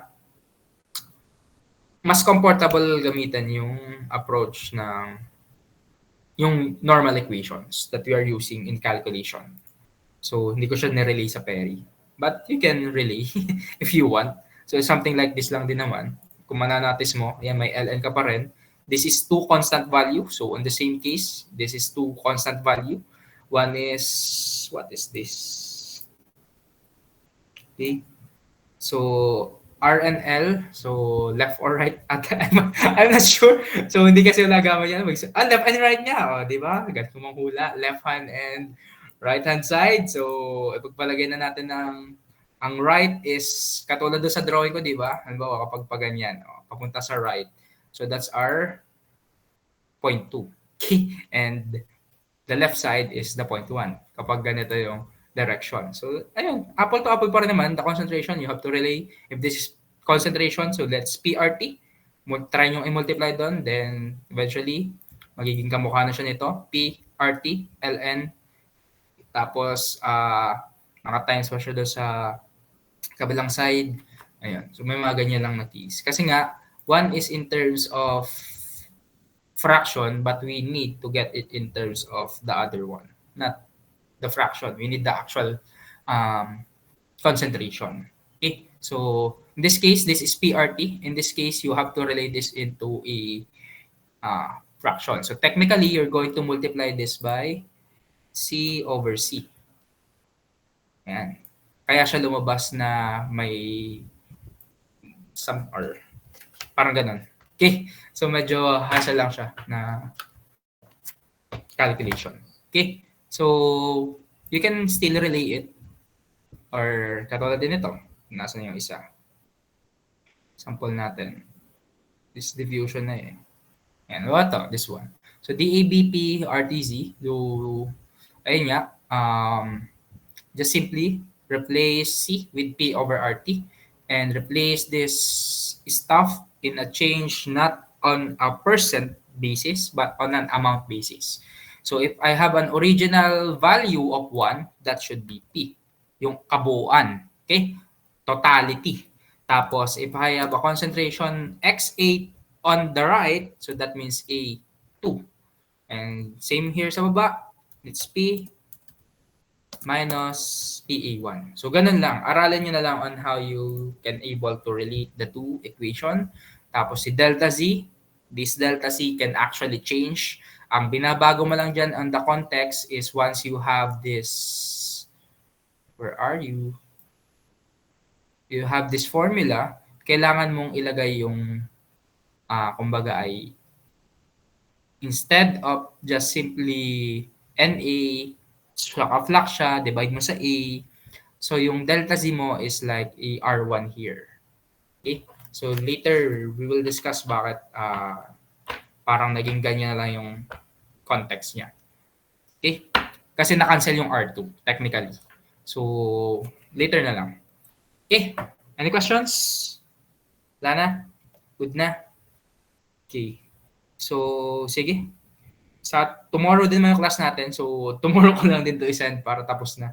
May mga naka-hide pa kasi ako. Yan. So, alright. So, same time, 6:30. Bye-bye.